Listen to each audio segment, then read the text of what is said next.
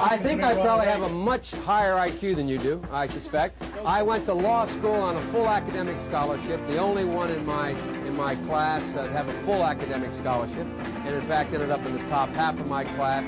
I won the international moot court competition. I was the outstanding student in the political science department at the end of my year. I graduated with 3 degrees from undergraduate school, 165 credits, only need 123 credits, and I'd be delighted to sit down and compare my IQ to yours if you'd like, Frank.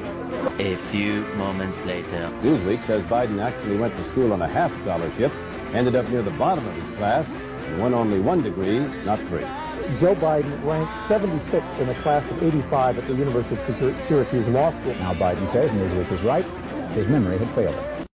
Well, I think it's fair to say he was a bad student and he's a bad president. Welcome back, beautiful and amazing human beings. My name's Luke Rudowski here of WeAreChange.org, and we have a lot of absolutely crazy news to get into today, as of course there's a lot of crazy things happening internationally, of course. Lots of bewildering, lots of confusing news, lots of chaos, all of it, I think, done on purpose for the pure benefit of a specific ruling class. We're going to be talking about that, as well as what will be our main topic, and that is the inevitable departure of Elon Musk from Twitter as the poll has ended, and he officially is going to be stepping down. What time, when, what's going on, what's the details, what's really happening here? Well, we're going to be doing our best to try to answer that in this video. Before we get into that, if you like the shirt that I'm wearing, you could get it on thebestpoliticalshirts.com, and the video that we played in the beginning of this broadcast is by Dan Brief. To be quite honest, I don't know exactly who this person is, but the compilation video that they made together of Joe Biden,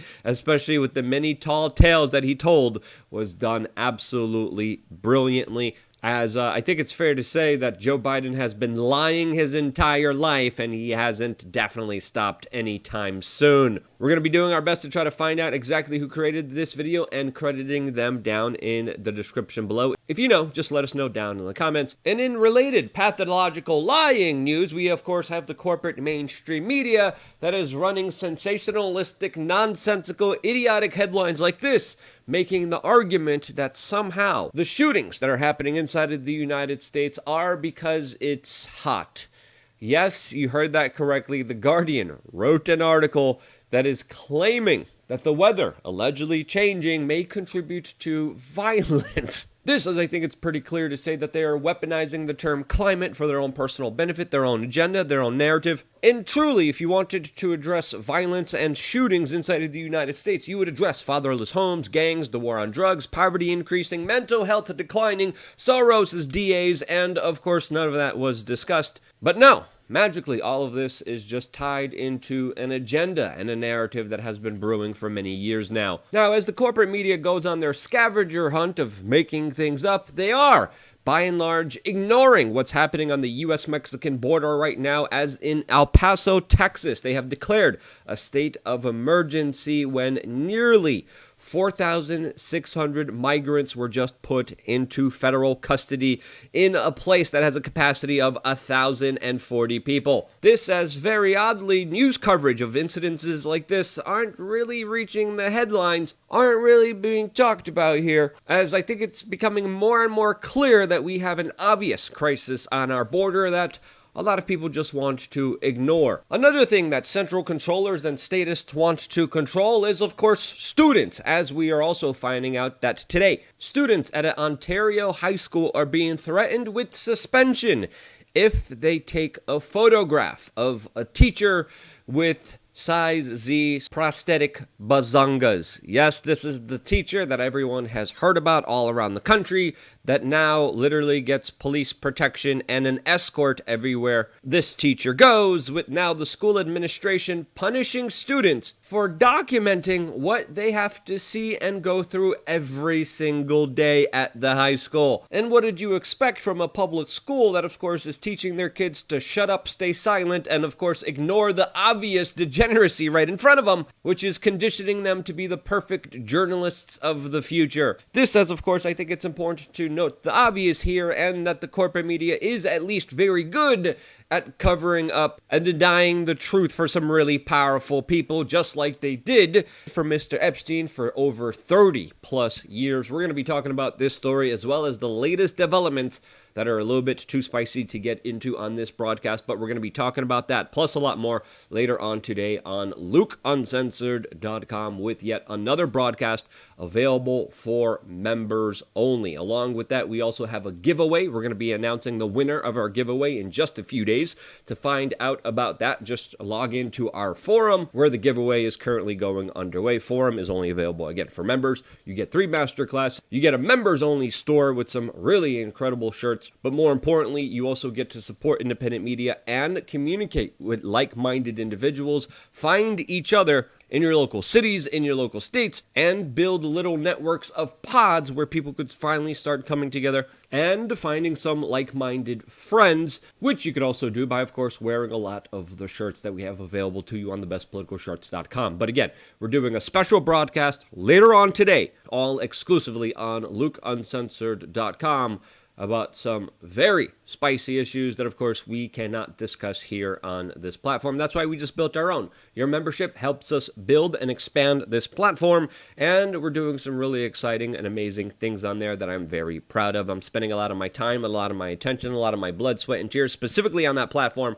so I will see you there right after this video. Now, I think it's very fair to say that the last few hours have been dominated with talks about what Elon Musk is going to be doing, as of course just moments ago he tweeted that those who want power are the ones who least deserve it, after of course announcing a poll which would determine his fate as the head of Twitter. That poll, in the making of this video, is actually over right now, with 17.5 million people voting in this poll, 57.5% voting yes to Elon Musk's question of stepping down as the head guy of this platform. Afterwards, also adding, quote, as the saying goes, be careful what you wish, as you might get it, leaving a lot of us kind of asking the question, what's going to happen next? And why is this even happening now? As of course, we got a little bit more insight into all of this as Elon Musk was also responding to a lot of people after doing this poll, adding specifically that no one wants the job who can actually keep Twitter alive. There's no successor,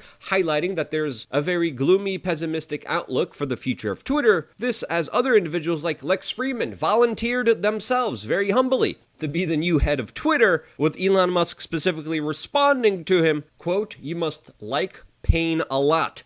One catch, you have to invest your life savings in Twitter, and it has been in the fast lane to bankruptcy since May. Still want the job? Lex Fridman said yes. All of this as, of course, other people were referencing the previous post by Elon Musk. Now, it looks like from Elon's comments that there's a lot of concern about the financial needs and ramifications coming to not only Twitter, but I think the rest of the world here. But still, this hasn't stopped a lot of other speculation to what possibly could be going on here. As of course, let's be honest here, this is not the best optics after, of course, being first cited with Jared Kushner at the World Cup. This is, of course, Jared Kushner is known for derailing the Trump administration's more populist policies, while, of course, personally advocating for the bombing of sovereign countries and greater military and better deals for military contracts in Saudi Arabia. You know, just not the best morally centered person, to be quite frank with you. This, as it's also important to note here, that the poll was actually put up at 4:20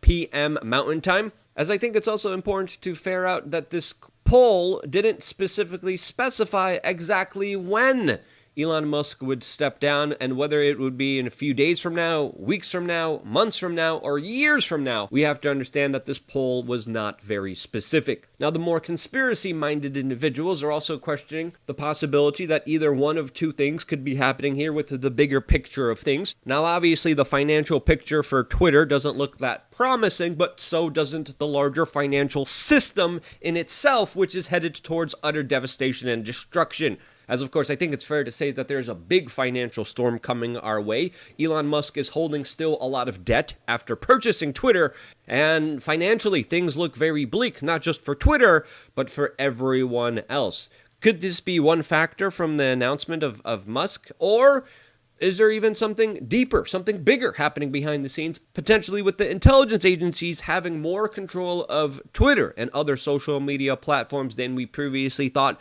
Maybe there's a lot more bots. Maybe there's a lot more government intervention, direct control and influence of the American public through, of course, underhanded, secretive ways that we still don't know about, that Elon Musk can't even expose, or he, of course, would totally not be able to operate. Did they put him in a catch-22? Well, again, this is only pure speculation here, as of course we still don't really know what's going on here, and I think it's intellectually fair to say that either or both or none of these larger theories could be true. We're just kind of speculating here and going off the cuff of what could be possibly happening here. As of course, before this poll was done, that there was also some other decisions that were called out by a lot of Twitter users that were specifically criticized by individuals like Edward Snowden, which Elon Musk specifically decided to respond to and personally intervene with. There was also a lot of talking about banning people from sharing any kind of outside links on the platform, which Elon Musk clarified and then went on to explain that this is only going to be done to accounts that are primarily there to promote competitors of Twitter. And then even before announcing the poll, he announced that, quote, going forward, there will be a vote for major policy changes.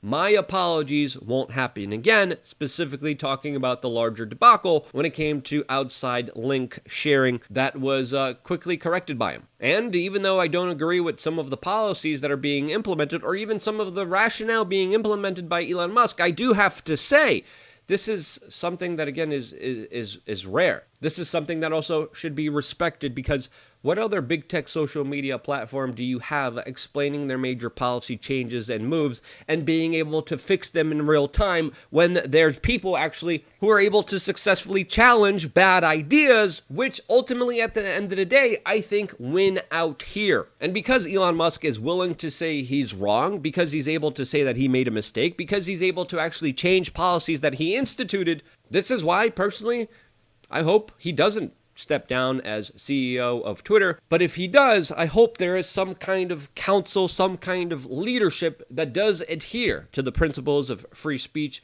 does protect people's individual rights to express their political opinions, satire, comedy, and humor without any kind of fear of suppression.